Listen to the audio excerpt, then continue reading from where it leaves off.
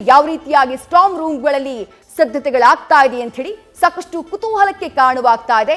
ಇವತ್ತು ಇನ್ನೇನು ಕೆಲವೇ ಕ್ಷಣದಲ್ಲಿ ಪ್ರಕಟವಾಗುವಂತಹ ಫಲಿತಾಂಶ 6:30 ಆಯಿತು. ಇನ್ನು 1.5 ಗಂಟೆಯಲ್ಲಿ ಮತ ಎಣಿಕೆಯ ಪ್ರಕ್ರಿಯೆ ಆರಂಭವಾಗ್ತಾ ಹೋಗುತ್ತೆ. ಹಾಗಾಗಿ ಯಾರು ಜನ 62 ಕೋಟಿ ಜನ ಮತವನ್ನ ಹಾಕಿದ್ದಾರೆ, 62 ಕೋಟಿ ಜನ ತಮ್ಮ ಮತವನ್ನ ಚಲಾಯಿಸಿದ್ದಾರೆ, ಯಾರ ಪರವಾಗಿ ಮತವನ್ನ ಚಲಾಯಿಸಿದ್ದಾರೆ ಅನ್ನುವಂಥದ್ದು ಗೊತ್ತಾಗ್ತಾ ಹೋಗುತ್ತೆ. ರೈಟ್, 2024ರ ಕಣದಲ್ಲಿ ರಾಷ್ಟ್ರೀಯ ಮಟ್ಟದಲ್ಲಿ ಚರ್ಚೆಯಾಗಿದ್ದೇನು ಅದನ್ನ ಒಂದೊಂದಾಗಿ ಕ್ವಿಕ್ ಆಗಿ ನೋಡ್ತಾ ಹೋಗೋಣ. ಮೊದಲನೇದಾಗಿ ಎಲೆಕ್ಟೋರಲ್ ಬಾಂಡ್ ವಿಚಾರ ದೊಡ್ಡ ಮಟ್ಟದಲ್ಲಿ ಸದ್ದು ಮಾಡಿದ್ದು ಯಾವಾಗ ಅಂದ್ರೆ ಸುಪ್ರೀಂ ಕೋರ್ಟ್ 2019ರಲ್ಲಿ ಅದನ್ನ ಕಾನೂನಾತ್ಮಕವಾಗಿ ಜಾರಿಗೆ ತಂದಿದ್ದಂತಹ ಎಲೆಕ್ಟೋರಲ್ ಬಾಂಡ್ ಅನ್ನ ರದ್ದು ಮಾಡಿದಂತಹ ಸಂದರ್ಭದಲ್ಲಿ ಈ ಎಲೆಕ್ಟೋರಲ್ ಬಾಂಡ್ ಇದನ್ನ ಲಂಚವಾಗಿ ಕೇಂದ್ರ ಸರ್ಕಾರ ಬಳಕೆ ಮಾಡಿಕೊಳ್ತು, ದೇಣಿಗೆ ಅನ್ನುವಂತ ಹೆಸರಿನಲ್ಲಿ ಲಂಚವನ್ನ ಪಡ್ಕೊಳ್ತು, ಅವರಿಗೆ ಲಾಭವನ್ನ ಮಾಡಿಕೊಟ್ಟು ಯಾವ್ದಾವುದೋ ಕಂಪನಿಗಳಿರಬಹುದು ಅಥವಾ ಯಾರೋ ವ್ಯಕ್ತಿಗಳಿರಬಹುದು ಅವ್ರಿಗೆ ಲಾಭವನ್ನ ಮಾಡಿಕೊಟ್ಟು ಅವರಿಂದ ಲಂಚವನ್ನ ಪಡ್ಕೊಳ್ತು ಅನ್ನುವಂಥ ಆರೋಪವನ್ನ ಮಾಡಲಾಯಿತು ಬಹಳ ದೊಡ್ಡ ಮಟ್ಟದಲ್ಲಿ. ಎಲೆಕ್ಟೋರಲ್ ಬಾಂಡ್ ನಲ್ಲಿರುವಂತಹ ಯಾರ್ಯಾರು ಹಣ ಕೊಟ್ಟಿದ್ದಾರೆ ಅನ್ನುವಂತಹ ಲಿಸ್ಟ್ಗಳು ಕೂಡ ಹೊರಬಂತು. ಆ ಲಿಸ್ಟ್ ನಲ್ಲಿ ಯಾರ್ಯಾರಿದ್ದಾರೋ ಅವರಿಗೆ ಯಾವ ರೀತಿಯಾಗಿ ಕೇಂದ್ರ ಸರ್ಕಾರದಿಂದ ಲಾಭ ಆಗಿದೆ ಅಥವಾ ಅವರ ಮೇಲೆ ಯಾವ ರೀತಿ ತನಿಖಾ ಸಂಸ್ಥೆಗಳನ್ನ ಬಳಕೆ ಮಾಡಿಕೊಂಡು ಅವ್ರ ಮೇಲೆ ರೇಡ್ಗಳಾಗಿತ್ತು, ಆ ರೇಡ್ಗಳಾದಂತಹ ನಂತರದಲ್ಲಿ ಅವರಿಂದ ಯಾವ ರೀತಿ ಎಲೆಕ್ಟೋರಲ್ ಬಾಂಡ್ ಮೂಲಕ ಹಣ ಜಮಾವಣೆ ಆಯಿತು, ಈ ಎಲ್ಲ ವಿಚಾರಗಳು ಒಂದೊಂದಾಗಿ ಬೆಳಕಿಗೆ ಬಂದ್ವು. ಈ ವಿಚಾರ ಚುನಾವಣಾ ಅಖಾಡದಲ್ಲಿ ಇಂಡಿಯಾ ಮೈತ್ರಿಕೂಟಕ್ಕೆ ದೊಡ್ಡ ಅಸ್ತ್ರವಾಗಿ ಪರಿಣಮಿಸಿತು ಎಲೆಕ್ಟೋರಲ್ ಬಾಂಡ್. ಇನ್ನು ಎರಡನೇ ವಿಚಾರ ರಾಷ್ಟ್ರೀಯ ಮಟ್ಟದಲ್ಲಿ ಚರ್ಚೆಯಾಗಿದ್ದು ಅಂದ್ರೆ ಅದು ರಾಮ ಮಂದಿರದ ವಿಚಾರ. ಜನವರಿ 22ನೇ ತಾರೀಕು 500 ವರ್ಷಗಳ ಕನಸಾಗಿದ್ದಂತಹ ರಾಮ ಮಂದಿರ ಅಯೋಧ್ಯೆಯಲ್ಲಿ ಅದು ಲೋಕಾರ್ಪಣೆಯಾಗುತ್ತೆ. ಆ ಸಂದರ್ಭದಲ್ಲಿ ರಾಮ ಮಂದಿರ ನಿರ್ಮಾಣದ ಸಂದರ್ಭದಲ್ಲಿ ಇಡೀ ರಾಷ್ಟ್ರಾದ್ಯಂತ ಒಂದು ವೇವ್ ಕ್ರಿಯೇಟ್ ಆಗಿತ್ತು. ಬಟ್ ಸೇಮ್ ವೇವ್ ಚುನಾವಣೆಯ ಸಂದರ್ಭದಲ್ಲೂ ಕೂಡ ಕಂಟಿನ್ಯೂ ಆಯ್ತಾ ಅಂತಂದ್ರೆ ಕೆಲವು ಭಾಗದಲ್ಲಿ ಹೌದು ಅನ್ನುವಂಥ ಉತ್ತರ ಭಾರತದ ಕೆಲ ಭಾಗದಲ್ಲಿ, ಹಾಗೆ ದಕ್ಷಿಣಕ್ಕೆ ಬಂದ್ರೆ ಇಲ್ಲ, ಬಹಳ ಸಮಯ ಆಗಿದ್ರಿಂದ ಜನ ಆ ವಿಚಾರವನ್ನ ಮರ್ತಿದ್ದಾರೇನೋ ಅನ್ನುವಂಥ ಸನ್ನಿವೇಶಗಳು ಅನ್ನುವಂಥ ಉತ್ತರಗಳು ಲಭ್ಯ ಆದವು ರಾಮ ಮಂದಿರದ ವಿಚಾರಕ್ಕೆ ಸಂಬಂಧಪಟ್ಟ ಹಾಗೆ. ಬಟ್ ಎಷ್ಟರ ಮಟ್ಟಿಗೆ ರಾಮ ಮಂದಿರದ ಒಂದು ಲಾಭ NDA ಮೈತ್ರಿಕೂಟಕ್ಕಾಗತ್ತೆ ಅನ್ನುವಂಥದ್ದನ್ನ ನಾವು ಇವತ್ತಿನ ರಿಸಲ್ಟ್ ನಲ್ಲಿ ನೋಡಬೇಕು. ರಾಮ ಮಂದಿರದ ವಿಚಾರವನ್ನ ಬಿಜೆಪಿ ಅಸ್ತ್ರವನ್ನಾಗಿ ಮಾಡಿಕೊಳ್ತು. ಅದರಲ್ಲೂ ಪ್ರಮುಖವಾಗಿ ಪ್ರಧಾನಿ ನರೇಂದ್ರ ಮೋದಿ ಅವರು ತಮ್ಮ ಪ್ರತಿ ಸಮಾವೇಶದ ಭಾಷಣದ ಸಂದರ್ಭದಲ್ಲೂ ಕೂಡ ರಾಮ ಮಂದಿರದ ಉದ್ಘಾಟನೆಯ ವಿಚಾರವನ್ನ ಹೇಳೋದನ್ನ ಮರೀತಾ ಇರಲಿಲ್ಲ. ಇನ್ನು ಮುಂದೆ ಚರ್ಚೆಯಾಗಿತ್ತು ಮಾಂಗಲ್ಯ ಸರದ ವಿಚಾರ. ಪ್ರಧಾನಿ ನರೇಂದ್ರ ಮೋದಿ ಅವರು ಉಲ್ಲೇಖ ಮಾಡಿದಂಥ ಈ ವಿಚಾರ ದೊಡ್ಡ ಮಟ್ಟದಲ್ಲಿ ವಿವಾದಕ್ಕೆ ಕಾರಣ ಆಯಿತು. ವಿಪಕ್ಷಗಳು ಪ್ರಧಾನಿ ನರೇಂದ್ರ ಮೋದಿಯವರ ಮೇಲೆ ಅಟ್ಯಾಕ್ ಮಾಡೋದಕ್ಕೆ ಶುರು ಮಾಡಿದ್ವು. ಮಾಂಗಲ್ಯ ಸರವನ್ನ ಕಿತ್ಕೊಳ್ಳುವಂತಹ ಕೆಲಸವನ್ನ ಮಾಡುತ್ತೆ ಇಫ್ ಇನ್ ಕೇಸ್ ಕಾಂಗ್ರೆಸ್ ಅಧಿಕಾರಕ್ಕೆ ಬಂದ್ರೆ ಅನ್ನುವಂತಹ ವಿಚಾರವನ್ನ ಪ್ರಸ್ತಾಪ ಮಾಡಿದ್ರು. ಮುಸಲ್ಮಾನರ ವಿಚಾರ ಅಲ್ಲಿ ಪ್ರಸ್ತಾಪ ಆಯಿತು. ಪ್ರಧಾನಿ ನರೇಂದ್ರ ಮೋದಿ ಅವರು ಖುದ್ದಾಗಿ ಪ್ರಸ್ತಾಪ ಮಾಡಿದಂತಹ ವಿಚಾರ ಯಾವಾಗ ಮಾಂಗಲ್ಯ ಸರವನ್ನ ಕಿತ್ಕೊಳ್ಳುವಂತಹ ಕೆಲಸ ಆಗತ್ತೆ ಅನ್ನುವಂತಹ ಎಚ್ಚರಿಕೆಯನ್ನ ಪ್ರಧಾನಿ ನರೇಂದ್ರ ಮೋದಿ ಅವರು ಕೊಟ್ಟರು. ಕಾಂಗ್ರೆಸ್ನ ನಾಯಕರು ಪ್ರಧಾನಿ ನರೇಂದ್ರ ಮೋದಿ ಅವರು ಚುನಾವಣಾ ಅಖಾಡದಲ್ಲಿ ಹೆದರೋದಕ್ಕೆ ಶುರು ಮಾಡಿದ್ದಾರೆ. ಯಾಕಂದ್ರೆ ಯಾವ NDA ಮೈತ್ರಿಕೂಟದ ಪರ ಅಲೆ ಇದೆ ಅನ್ನುವಂಥ ಭಾವನೆ ಅವರಲ್ಲಿತ್ತು. 2 ಹಂತದ ಮತದಾನ ಆಗ್ತಾ ಇದ್ದ ಹಾಗೆ ದೇಶದಲ್ಲಿ ಆ ಭಾವನೆ ಬದಲಾಗ್ಬಿಟ್ಟಿದೆ, ಭಯ ಕೂತು ಬಿಟ್ಟಿದೆ. ಆ ಭಯಕ್ಕೆ ಈ ವಿಚಾರವನ್ನ ಪ್ರಸ್ತಾಪ ಮಾಡಿದ್ದಾರೆ ಅಂತ ಹೇಳಿ ಇಂಡಿಯಾ ಒಕ್ಕೂಟದ ನಾಯಕರುಗಳು ಪ್ರಸ್ತಾಪ ಮಾಡೋದಕ್ಕೆ ದಾಳಿಯನ್ನ ಮಾಡೋದಕ್ಕೆ ಶುರು ಮಾಡಿತು. ಇನ್ನು ಮತ್ತೊಂದು ಪ್ರಮುಖವಾದಂತಹ ವಿಚಾರ ಅಂದ್ರೆ ಅದು ಮುಸ್ಲಿಮರ ಓಲೈಕೆಯ ವಿಚಾರ. ಇಂಡಿಯಾ ಮೈತ್ರಿಕೂಟ ಅಧಿಕಾರಕ್ಕೆ ಬಂದ್ರೆ ಮುಸ್ಲಿಮರ ಓಲೈಕೆಯನ್ನ ಮಾಡುತ್ತೆ, ಅವರ ತುಷ್ಟೀಕರಣವನ್ನ ಮಾಡುತ್ತೆ, ಅವರಿಗೆ ಪೂರಕವಾಗಿ ಯೋಜನೆಗಳನ್ನ, ಅವರಿಗೆ ಪೂರಕವಾಗಿ ಕಾನೂನುಗಳನ್ನ ರೂಪಿಸುವಂತಹ ಕೆಲಸವನ್ನ ಮಾಡುತ್ತೆ ಅನ್ನುವಂಥ ಅಟ್ಯಾಕ್ ಬಿಜೆಪಿ ಕಡೆಯಿಂದ ಆಯ್ತು. ಯಾರ್ಯಾರೋ ಬಿಜೆಪಿ ನಾಯಕರು ಮಾತನಾಡಿದ್ರೆ ಅದು ದೊಡ್ಡ ಮಟ್ಟದಲ್ಲಿ ಮೈಲೇಜ್ ಅನ್ನ ಪಡ್ಕೊಳ್ತಾ ಇರಲಿಲ್ಲ. ಖುದ್ದು ಪ್ರಧಾನಿ ನರೇಂದ್ರ ಮೋದಿ ಅವರು ಮುಸಲ್ಮಾನರ ವಿಚಾರವನ್ನ ತಮ್ಮ ಬಹಿರಂಗ ಸಮಾವೇಶಗಳ ಭಾಷಣದಲ್ಲಿ ಉಲ್ಲೇಖ ಮಾಡೋದಕ್ಕೆ ಶುರು ಮಾಡಿತು. ವಿಭಜನಾ ನೀತಿಯನ್ನ ಬಳಕೆ ಮಾಡ್ಕೊಳ್ತಿದ್ದಾರೆ ಪ್ರಧಾನಿ ನರೇಂದ್ರ ಮೋದಿ ಅನ್ನುವಂಥ ಆರೋಪಗಳು ಕೇಳಿಬಂತು. ಬಟ್ ಒಂದು ವ್ಯತ್ಯಾಸ ಏನು ಅಂದ್ರೆ ಮಾಧ್ಯಮಗಳಿಗೆ ಕೊಟ್ಟಂತಹ ಸಂದರ್ಶನದಲ್ಲಿ ಈ ಹೇಳಿಕೆಗಳಿಂದ ಸಂಪೂರ್ಣವಾಗಿ ಅಂತರವನ್ನ ಕಾಯ್ದುಕೊಂಡಂತಹ ಪ್ರಧಾನಿ ನರೇಂದ್ರ ಮೋದಿ ಅವರು ಬಹಿರಂಗ ಸಮಾವೇಶಗಳಲ್ಲಿ ಮಾತನಾಡುವಂತಹ ಸಂದರ್ಭದಲ್ಲಿ ಮಾತ್ರ ಮುಸ್ಲಿಂ ಓಲೈಕೆಯ ವಿಚಾರ ಏನಿದೆ ಇಂಡಿಯಾ ಒಕ್ಕೂಟದ ವಿರುದ್ಧವಾಗಿ, ಅದರಲ್ಲೂ ಪ್ರಮುಖವಾಗಿ ಕಾಂಗ್ರೆಸ್ನ ವಿರುದ್ಧವಾಗಿ ಅಸ್ತ್ರವಾಗಿ ಬಳಕೆ ಮಾಡಿಕೊಂಡ್ರು. ಇನ್ನು ಮೀಸಲಾತಿಯ ವಿಚಾರ, ಈ ಮೀಸಲಾತಿಯ ವಿಚಾರ ಇದು ಕರ್ನಾಟಕಕ್ಕೆ ಲಿಂಕ್ ಆಗಿರುವಂತಹ ವಿಚಾರ. ಮುಸ್ಲಿಮರಿಗೆ ಮೀಸಲಾತಿಯನ್ನ ಕೊಟ್ಟಂತಹ ವಿಚಾರ, ಧರ್ಮದ ಆಧಾರದ ಮೇಲೆ ಮೀಸಲಾತಿಯನ್ನ ಕೊಡುವುದಕ್ಕೆ ಅವಕಾಶ ಇಲ್ಲದೆ ಇದ್ರೂ ಕೂಡ ಮೀಸಲಾತಿಯನ್ನ ಯಾವ ಪರಿಶಿಷ್ಟ ವರ್ಗಗಳಿಗೆ ಅಥವಾ ಹಿಂದುಳಿದ ವರ್ಗಗಳಿಗೆ ಸೇರಿದಂತಹ ಮೀಸಲಾತಿಯನ್ನ ಕಿತ್ತು ಮುಸ್ಲಿಮರಿಗೆ ಕೊಡ್ಲಾಗ್ತಾ ಇದೆ. ಮುಂದೆ ಇಂಡಿಯಾ ಒಕ್ಕೂಟ ಬಂದ್ರೆ ಅದೇ ಕೆಲಸವನ್ನ ಮಾಡ್ತಾರೆ. ಯಾರಿಗೆ ಹಿಂದುಳಿದ ವರ್ಗದವರಿಗೆ ಸೇರಬೇಕಾಗಿತ್ತು ಮೀಸಲಾತಿ, ಆ ಮೀಸಲಾತಿಯನ್ನ ಕಿತ್ಕೊಳ್ಳುವಂತಹ ಕೆಲಸವನ್ನ ಮಾಡ್ತಾರೆ ಅನ್ನುವಂತಹ ಒಂದು ನರೇಟಿವ್ನ ಸೆಟ್ ಮಾಡುವಂತಹ ಕೆಲಸ ಆಯ್ತು. ಬಿಜೆಪಿ ಆ ನರೇಟಿವ್ನಲ್ಲೇ ತನ್ನ ಚುನಾವಣಾ ಭಾಷಣಗಳಲ್ಲಿ ಉಲ್ಲೇಖವನ್ನ ಮಾಡ್ತಾ ಇದ್ರೆ, ಮತ್ತೊಂದು ಕಡೆ ಅದಕ್ಕೆ ಕೌಂಟರ್ ಕೊಡುವಂತಹ ಕೆಲಸವನ್ನ ಕಾಂಗ್ರೆಸ್ನ ನಾಯಕರು, ಇಂಡಿಯಾ ಒಕ್ಕೂಟದ ನಾಯಕರು ಮಾಡಿದ್ರು. ಪರಿಶಿಷ್ಟ ವರ್ಗ, ಹಿಂದುಳಿದ ವರ್ಗಗಳ ಮೀಸಲಾತಿಯನ್ನ ತೆಗೆದು ಎಲ್ಲ ಒಬಿಸಿ ಮಾಡಿಬಿಡ್ತಾರೆ, ಇವರು ಎಲ್ಲವನ್ನು ಆ ಗುಂಪಿಗೆ ಸೇರಿಸಿ ಬಿಡ್ತಾರೆ ಅನ್ನುವಂಥ ಕೌಂಟರ್ ಅಟ್ಯಾಕ್ ಅನ್ನ ರಾಹುಲ್ ಗಾಂಧಿಯ ಆದಿಯಾಗಿ ಇಂಡಿಯಾ ಒಕ್ಕೂಟದ ನಾಯಕರು ಮಾಡೋದಕ್ಕೆ ಶುರು ಮಾಡಿದ್ರು. ಸಂವಿಧಾನ ಬದಲಾವಣೆಯ ವಿಚಾರವು ದೊಡ್ಡ ಮಟ್ಟದಲ್ಲಿ ಚರ್ಚೆಯಾಯಿತು.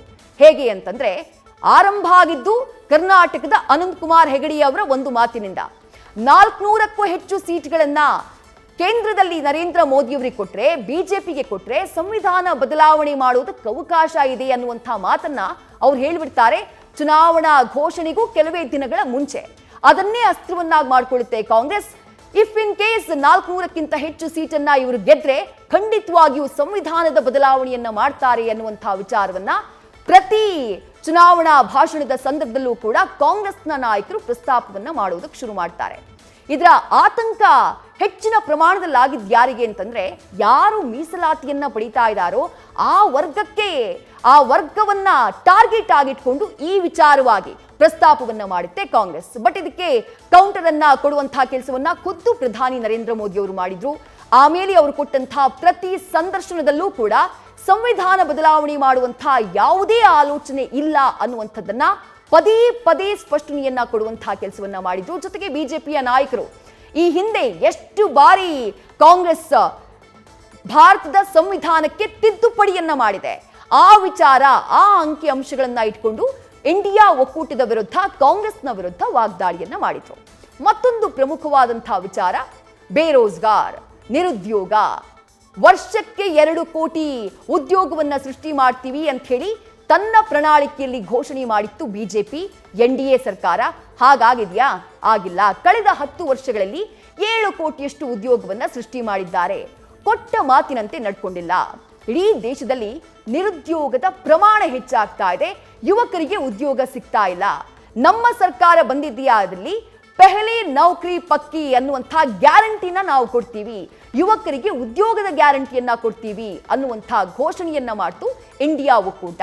ಕಾಂಗ್ರೆಸ್ ನೇತೃತ್ವದ ಇಂಡಿಯಾ ಒಕ್ಕೂಟ ಬಹಳ ದೊಡ್ಡ ಮಟ್ಟದಲ್ಲಿ ಈ ವಿಚಾರ ಸದ್ದು ಮಾಡ್ತು ಚುನಾವಣಾ ಅಖಾಡದಲ್ಲಿ, ಪ್ರಚಾರದ ಅಖಾಡದಲ್ಲಿ. ಇದಕ್ಕೆ ಕೌಂಟರ್ ಅನ್ನ ಕೊಡುವಂತಹ ಸಂದರ್ಭದಲ್ಲಿ ಬಿಜೆಪಿಯ ನಾಯಕರು ಕೇವಲ ಅಂಕಿ ಅಂಶ ಅಂದ್ರೆ ಯಾರೋ ಒಬ್ಬ ಸ್ಯಾಲರಿಡ್ ಎಂಪ್ಲಾಯಿ ಆಗಿ ಹೋಗೋದಷ್ಟೇ ಉದ್ಯೋಗ ಅಲ್ಲ, ಹಲವು ಮುದ್ರಾ ಯೋಜನೆಯ ಮುಖಾಂತರ ಹಲವರು ಸ್ವಯಂ ಉದ್ಯೋಗವನ್ನ ಆರಂಭ ಮಾಡಿದ್ದಾರೆ, ತಮ್ಮದೇ ಸ್ವಂತ ಬಿಸ್ನೆಸ್ ಅನ್ನ ಆರಂಭ ಮಾಡಿದ್ದಾರೆ, ಆ ಮೂಲಕ ಇನ್ನೂ ಹಲವರಿಗೆ ಉದ್ಯೋಗವನ್ನ ಕೊಟ್ಟಿದ್ದಾರೆ. ಅದನ್ನು ಕೂಡ ಇದಕ್ಕೆ ಕನ್ಸಿಡರ್ ಮಾಡಬೇಕಲ್ವಾ ಅನ್ನುವಂಥ ಕೌಂಟರ್ನ ಕೊಡುವಂತಹ ಕೆಲಸವನ್ನ ಮಾಡ್ತಾರೆ. ಮತ್ತೊಂದು ಪ್ರಮುಖವಾದಂತಹ ವಿಚಾರ ರಾಷ್ಟ್ರೀಯ ಮಟ್ಟದಲ್ಲಿ ಸದ್ದು ಮಾಡಿದ್ದು ಅಂದ್ರೆ ಅದು ತನಿಖಾ ಸಂಸ್ಥೆಗಳ ದುರ್ಬಳಕೆ. 2019ರ ಲೋಕಸಭಾ ಚುನಾವಣೆಯ ಸಂದರ್ಭದಲ್ಲೂ ಕೂಡ ಈ ವಿಚಾರ ಸದ್ದು ಮಾಡಿತ್ತು. ಬಟ್ ಈ ಬಾರಿ ಬಹಳ ದೊಡ್ಡ ಮಟ್ಟದಲ್ಲಿ ತನಿಖಾ ಸಂಸ್ಥೆಗಳ ದುರ್ಬಳಕೆ ವಿಚಾರ ಸದ್ದಾಯಿತು. ಅದಕ್ಕೆ ಕಾರಣ ನಾನು ಆಗ್ಲೇ ಉಲ್ಲೇಖ ಮಾಡಿದೆ, ಎಲೆಕ್ಟೋರಲ್ ಬಾಂಡ್ನ ವಿಚಾರ. ಎಲೆಕ್ಟೋರಲ್ ಬಾಂಡ್ನ ರದ್ದು ಮಾಡಿದಂತಹ ನಂತರದಲ್ಲಿ ಸುಪ್ರೀಂ ಕೋರ್ಟ್ ಯಾರ್ಯಾರು ಯಾವ್ಯಾವ ಪಕ್ಷಗಳಿಗೆ ದೇಣಿಗೆಯನ್ನ ಕೊಟ್ಟಿದ್ದಾರೋ ಆ ಲಿಸ್ಟ್ ನ ರಿಲೀಸ್ ಮಾಡಿ ಕೋರ್ಟ್ಗೆ ಒಪ್ಪಿಸಿ ಅನ್ನುವಂತಹ ಆದೇಶವನ್ನ ಕೊಡುತ್ತೆ. ಆ ಲಿಸ್ಟ್ ಹೊರಬಂದಂತಹ ನಂತರದಲ್ಲಿ ಅದನ್ನ ಪೋಸ್ಟ್ ಮಾರ್ಟಮ್ ಮಾಡುವಂತಹ ಕೆಲಸ ಆಗುತ್ತೆ. ಹಾಗೆ ಪೋಸ್ಟ್ ಮಾರ್ಟಮ್ ಮಾಡಿದಂತಹ ಸಂದರ್ಭದಲ್ಲಿ ಹಲವು ಕಂಪನಿಗಳು ಅವ್ರ ಮೇಲೆ ಐಟಿ ದಾಳಿ, ಇಡಿ ದಾಳಿ ಆದಂತಹ ನಂತರದಲ್ಲಿ ಎಲೆಕ್ಟೋರಲ್ ಬಾಂಡ್ ನಲ್ಲಿ ದೇಣಿಗೆಯನ್ನ ಕೊಟ್ಟಿದ್ದು ಬೆಳಕಿಗೆ ಬರುತ್ತೆ. ಕೇವಲ ಇದು ಮಾತ್ರ ಅಲ್ಲ, ವಿಪಕ್ಷಗಳಿಗೆ ಸಂಬಂಧಪಟ್ಟಂತಹ ನಾಯಕರನ್ನ ಟಾರ್ಗೆಟ್ ಮಾಡಿದ್ದು, ಅದು ಅರವಿಂದ್ ಕೇಜ್ರಿವಾಲ್ ಆಗಿರಬಹುದು ಅಥವಾ ಹೇಮಂತ್ ಸೊರೇನ್ ಆಗಿರಬಹುದು ಅಥವಾ ಕೆ ಕವಿತಾ ಅವರಾಗಿರಬಹುದು, ಹೀಗೆ ಹಲವು ನಾಯಕರು ಅವರನ್ನ ಟಾರ್ಗೆಟ್ ಮಾಡುವಂತಹ ಕೆಲಸವನ್ನ ಮಾಡಿದೆ ಬಿಜೆಪಿ ಕೇಂದ್ರ ಸರ್ಕಾರ ಅನ್ನುವಂತಹ ಆರೋಪವನ್ನ ಆ ಪಕ್ಷಗಳು ಮಾಡಿದ್ವು. ತನಿಖಾ ಸಂಸ್ಥೆಗಳನ್ನ ದುರ್ಬಳಕೆ ಮಾಡಿಕೊಳ್ತಿದ್ದಾರೆ ಅನ್ನುವಂತಹ ಆರೋಪವನ್ನ ಮಾಡಿದ್ವು. ಚುನಾವಣಾ ಅಖಾಡದಲ್ಲೂ ಕೂಡ ಈ ವಿಚಾರವನ್ನ ಬಹಳ ಸ್ಟ್ರಾಂಗ್ ಆಗಿ ಪ್ರಸ್ತಾಪ ಮಾಡುವಂತಹ ಕೆಲಸ ಆಯಿತು. ಇನ್ನು ಭಾವನಾತ್ಮಕ ಅಸ್ತ್ರ ಏನು? ಭಾವನಾತ್ಮಕ ಅಸ್ತ್ರ ಒಂದು ನರೇಟಿವ್, ಪ್ರಧಾನಿ ನರೇಂದ್ರ ಮೋದಿ ಅವರಿಗೆ ಇದು ಕೊನೆಯ ಚುನಾವಣೆ ಅನ್ನುವಂಥ ಒಂದು ಭಾವನಾತ್ಮಕ ಅಸ್ತ್ರ. ಪ್ರಧಾನಿ ನರೇಂದ್ರ ಮೋದಿ, ನಾನು ನಿಮ್ಮ ಪರಿವಾರದವನು, ಲಾಲು ಪ್ರಸಾದ್ ಯಾದವ್ ಅವರು ಒಂದು ಹೇಳಿಕೆಯನ್ನ ಕೊಟ್ಟುಬಿಡ್ತಾರೆ. ಪ್ರಧಾನಿ ನರೇಂದ್ರ ಮೋದಿ ಪರಿವಾರನೇ ಇಲ್ಲ, ಹೇಳಿ ಅವನಿಗೆ ಯಾರಿದ್ದಾರೆ, ಹೆಂಡತಿ ಮಕ್ಕಳಿದ್ದಾರಾ, ಯಾರಿದ್ದಾರೆ ಅನ್ನುವಂಥ ಪ್ರಶ್ನೆಯನ್ನ ಮಾಡ್ತಾರೆ. ಪ್ರಧಾನಿ ನರೇಂದ್ರ ಮೋದಿ ಅದನ್ನೇ ತಮ್ಮ ಅಸ್ತ್ರವನ್ನಾಗಿ ಬಳಕೆ ಮಾಡಿಕೊಳ್ತಾರೆ. ಇಡೀ ಭಾರತ ನನ್ನ ಪರಿವಾರ ಅನ್ನುವಂಥ ಒಂದು ಭಾವನಾತ್ಮಕ ಅಸ್ತ್ರವನ್ನ ಬಿಡ್ತಾರೆ. ಜೊತೆಗೆ ನರೇಂದ್ರ ಮೋದಿಯವರ ಕೊನೆಯ ಚುನಾವಣೆ ಇದು ಅನ್ನುವಂತಹ ವಿಚಾರ, ಜೊತೆಗೆ ಧರ್ಮದ ಆಧಾರದ ಮೇಲೆ ಮತವನ್ನ ಯಾಚನೆ ಮಾಡಿದ್ದು, ಎಲ್ಲ ವಿಚಾರಗಳು ಭಾವನಾತ್ಮಕ ಅಸ್ತ್ರವನ್ನಾಗಿ ಬಳಕೆ ಮಾಡಿಕೊಳ್ಳಲಾಗುತ್ತೆ. ರೈಟ್, ದೃಶ್ಯಗಳನ್ನ ಗಮನಿಸ್ತಾ ಇದ್ದೀರಿ. ಸ್ಟ್ರಾಂಗ್ ರೂಮ್ ನ ಓಪನ್ ಮಾಡುವಂತಹ ಪ್ರಕ್ರಿಯೆ ಆಗ್ತಾ ಇದೆ. ಬೆಳಗಾವಿಯ ದೃಶ್ಯಗಳನ್ನ ನೋಡ್ತಾ ಇದ್ದೀರಿ. ಮತ ಎಣಿಕೆಗೆ ಇನ್ ಬಾಕಿ ಇರೋದು ಕೆಲವು ಕ್ಷಣಗಳು ಮಾತ್ರ. ಸ್ಟ್ರಾಂಗ್ ರೂಮ್ ನಲ್ಲಿ ಸಿಬ್ಬಂದಿ ಈಗಾಗಲೇ ಆಗಮಿಸಿದ್ದಾರೆ ಸ್ಟ್ರಾಂಗ್ ರೂಮ್ಗೆ. ಆ ಸ್ಟ್ರಾಂಗ್ ರೂಮ್ ನ ಓಪನ್ ಮಾಡುವಂತಹ ಪ್ರಕ್ರಿಯೆ ಆಗ್ತಾ ಇದೆ. ಎಷ್ಟು ಭದ್ರವಾಗಿ ಇವಿಎಂ ಮಷಿನ್ಗಳನ್ನ ಇಡ್ಲಾಗಿರುತ್ತೆ ಅನ್ನುವಂಥದ್ದಕ್ಕೆ ಬಹುಶಃ ಈ ದೃಶ್ಯ ನಿಮಗೆ ಉತ್ತರ ನೀಡುತ್ತೆ ಅಂತ ಭಾವಿಸ್ತೀನಿ. ಆ ಸ್ಟ್ರಾಂಗ್ ರೂಮ್ ನ ಓಪನ್ ಮಾಡುವಂತಹ ಕೆಲಸವನ್ನ ಸದ್ಯ ಸಿಬ್ಬಂದಿ ಮಾಡ್ತಿದ್ದಾರೆ. ಅದರ ನೇರ ದೃಶ್ಯಗಳನ್ನ ಗಮನಿಸ್ತಾ ಇದ್ದೀರಿ. ಬೆಳಗಾವಿಯ ದೃಶ್ಯಗಳನ್ನ ನೀವು ಗಮನಿಸಿದ್ರಿ. ಇನ್ನು ಬೇರೆ ಬೇರೆ ಭಾಗದಲ್ಲಿ ಸ್ಟ್ರಾಂಗ್ ರೂಮ್ಗಳಲ್ಲಿ ಸಿಬ್ಬಂದಿ ಆಗಮಿಸುತ್ತಿದ್ದಾರೆ. ಒಳ ಬಂದಂತಹ ಸಿಬ್ಬಂದಿಯನ್ನ ಪ್ರತಿ ಹಂತದಲ್ಲೂ ಒಂದು ಎಂಟರ್ ಆಗುವಂತಹ ಸಂದರ್ಭ, ಅದಾದಂತಹ ನಂತರದಲ್ಲಿ ಒಳಗಡೆ ಬಂದಂತಹ ಸಂದರ್ಭದಲ್ಲಿ ಅಲ್ಲೂ ಕೂಡ ಅವರನ್ನ ಪರಿಶೀಲನೆಗೆ ಒಳಪಡಿಸಲಾಗ್ತಾ ಇದೆ.